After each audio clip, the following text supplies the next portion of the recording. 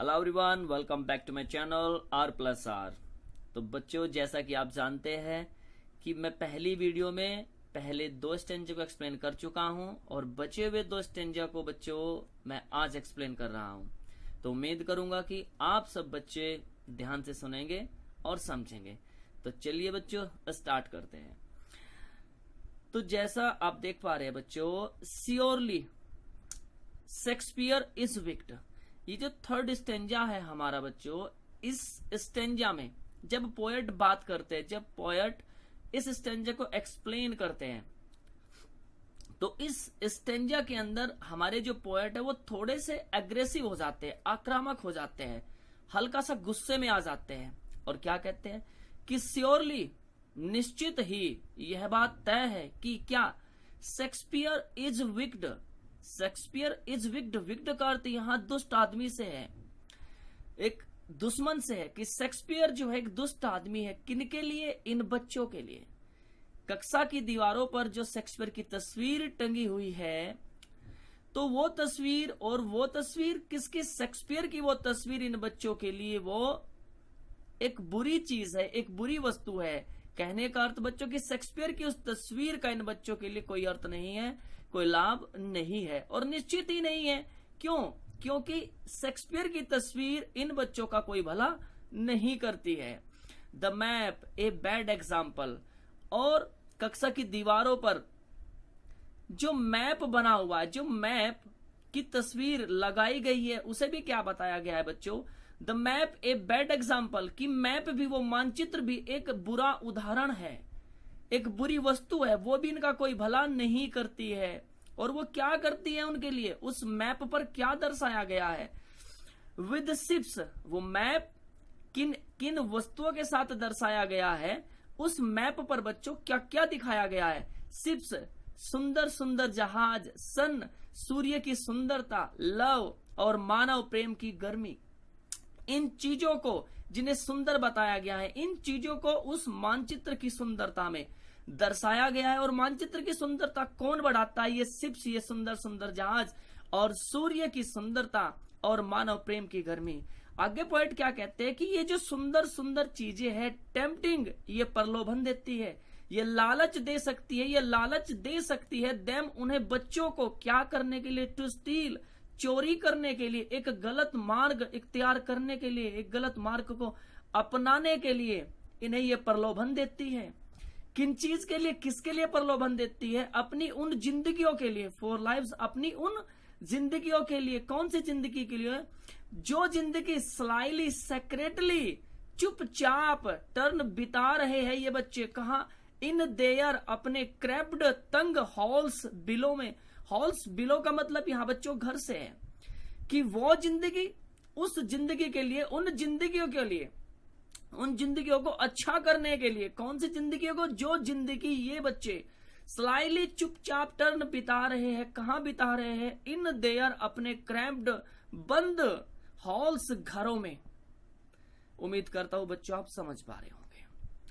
आगे पॉइंट क्या कहते हैं कि from fog to endless night, from fog to endless night. आप इसका अर्थ मेरे बच्चों आप यहां ऐसा समझ सकते हैं कि जन्म से लेके मृत्यु तक, जन्म से लेके मृत्यु तक ये बच्चे अपनी जिंदगियों को चुपचाप इन्हीं बंद घरों में, इन्हीं बंद घरों में, इन्हीं बंद घरों में व्यतीत करते हैं, बिताते हैं।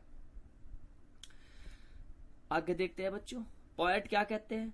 On their slag heap, on their slag heap. Slag heap का मीनिंग बच्चों होता है पाइल्स ऑफ वेस्टेज, कूड़े करकट का ढेर। अब पोएट यहां कहना क्या चाहता है कि जो कूड़े करकट का ढेर है, ऑन, उसी पर ये बच्चे अपना जीवन व्यतीत करते हैं, उसी पर ये बच्चे अपना जीवन व्यतीत करते हैं। कैसे? पोएट क्या कहना चाहते हैं कि दीज चिल्ड्रन, ये बच्चे कब? ये बच्चे जिस समय स्लैग हीप, कूड़े करकट के उस ढेर पर घूमते हैं, भटकते हैं, तो किस तरह से दिखाई पड़ते हैं? वियर स्किन्स, ऐसा दिखाई पड़ता है मानो कि इनके तन को केवल स्किन्स, इनके खाल ने ढका हो, इनके शरीर पर वस्त्र न हो। और इनका शरीर दिखता कैसा है? पीप्ड थ्रू, उस शरीर से झांका जा रहा हो, बाई बोन्स, हड्डियों द्वारा। कहने का अर्थ कहने का अर्थ क्या हुआ बच्चों, पोएट क्या कहना चाहते हैं कि जिस समय ये बच्चे कूड़े करकट के ढेर पर भटकते फिरते हैं, ऐसा प्रतीत होता है कि इनके शरीरों से हड्डियां बाहर झांक रही हो। इतने बारीक, इतने पतले ये बच्चे दिखाई पड़ते हैं। एंड स्पेक्टेकल्स ऑफ स्टील, और स्टील के वो चश्मे जो डिस्कार्डेड है, डिस्कार्डेड बच्चों बोलते हैं कि अमीरों के द्वारा फेंके गए चश्मे, तो स्पेक्टेकल्स ऑफ स्टील, स्टील के वो चश्मे विद मेंडेड ग्लास, जिन चश्मों में मेंडेड रिपेयर्ड किए हुए ग्लास यानी कि लेंसेज लगे हुए हैं। क्लियर मेरे बच्चों की स्टील के वो चश्मे जिनमें रिपेयर्ड किए हुए ग्लास लगे हुए हैं, लेंसेज लगे हुए, वे किस तरीके से इनकी आंखों पर दिखाई पड़ते हैं। वो ग्लास, वो मेंडेड किए हुए ग्लास इस चश्मे पर, स्टील के इन चश्मों पर किस तरीके से दिखाई पड़ते हैं, लाइक बोटल्स, जैसे बोतल, बिट्स, बोतल के टुकड़े पड़े हो, कहा, ऑन स्टोन्स, पत्थरों पर। कब, जैसे किसी बोतल को आप पत्थर पर छोड़ दे, ऑन स्टोन्स, पत्थरों पर छोड़ दे, और वो बोतल टुकड़े टुकड़े हो जाए और उन टुकड़ों को पुनः जोड़ लिया जाए। इस तरीके से स्टील के इन चश्मों पर रिपेयर्ड किए हुए वो ग्लास, वो लेंसेज दिखाई पड़ते हैं, मानो कि इन्होंने उन टुकड़ों को, लेंसेज के उन टुकड़ों को जोड़कर उस चश्मे में लगाया हो। क्लियर मेरे बच्चों। आगे पॉइंट क्या कहते हैं कि ऑल ऑफ देयर टाइम, उनका सारा समय, उनका सारा समय फोगी स्लम, इन्हीं गंदी बस्तियों में बीत जाता है। एंड स्पेस, और उनकी सारी जिंदगी आर फोगी स्लम, इन्हीं गंदी बस्तियों में बीत जाती है। उम्मीद करता हूं बच्चों आप समझ पा रहे होंगे। पोएट क्या कहते हैं, मैं पहले ही कह चुका हूं बच्चों कि इस स्टेंजा में हमारे पोएट थोड़े एग्रेसिव है, नाराज, गुस्से में है।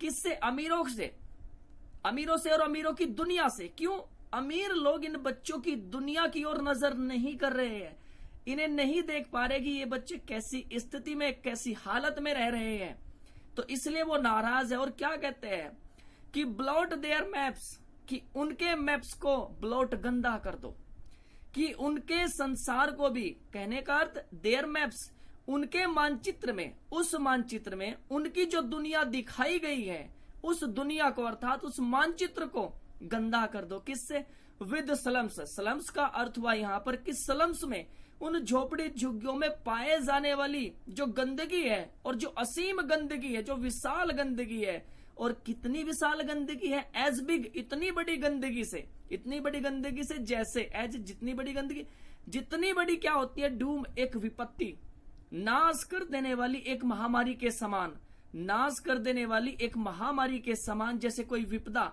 होती है, कोई विपत्ति होती है, तो उतनी बड़ी स्लम्स में पाए जाने वाली गंदगी के उस ढेर से इनके मैप्स।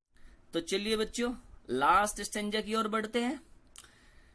तो इस लास्ट स्टेंजा में जो हमारे पोएट है बच्चों, वो थोड़े आशावादी हो जाते हैं और क्या कहते हैं, अनलेस कि यदि गवर्नर, इंस्पेक्टर, विजिटर, की जो राज्यपाल है, जो इंस्पेक्टर, जो निरीक्षक है, विजिटर, आगंतुक यहां आने वाले लोग हैं, यदि वो इन बच्चों की हालत को देखे, समझे और उसमें सुधार करे, और उसमें सुधार करे, और इनकी दुनिया, इन बच्चों की दुनिया को, इन अमीरों की दुनिया से जुड़ने से जो रुकावटें रोकती है, जो बंधनें रोकती है, यदि गवर्नर, इंस्पेक्टर और विजिटर उन बंधनों को काट दे, उन रुकावटों को तोड़ दे, तो पोएट क्या कहते हैं कि दिस मैप, यह मानचित्र, अर्थात इस मानचित्र में दिखाई गई दुनिया बिकम्स, बन जाएगी देयर विंडो, इन बच्चों की दुनिया।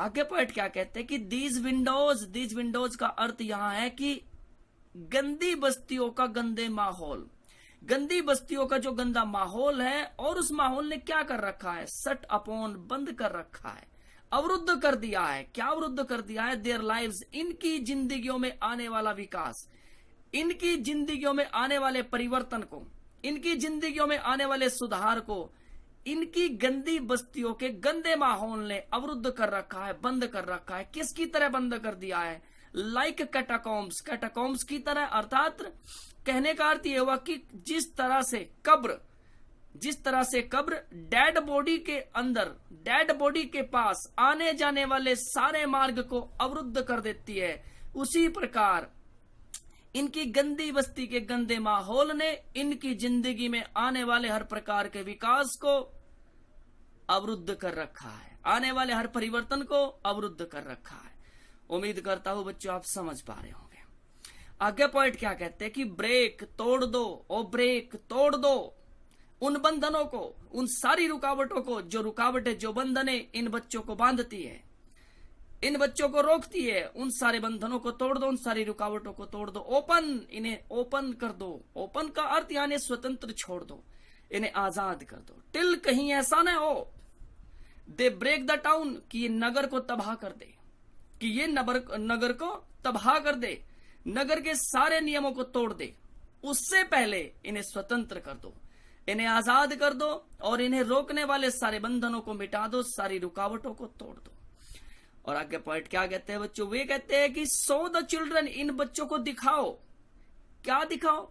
टू ग्रीन फील्ड्स, हरे भरे खेत। हरे भरे खेत से अर्थ यहां है हरी भरी दुनिया, वो खुशियों का संसार, वो अमीरों का संसार, वो अमीरों की दुनिया, वो खुशियों से भरी दुनिया इन बच्चों को दिखाओ।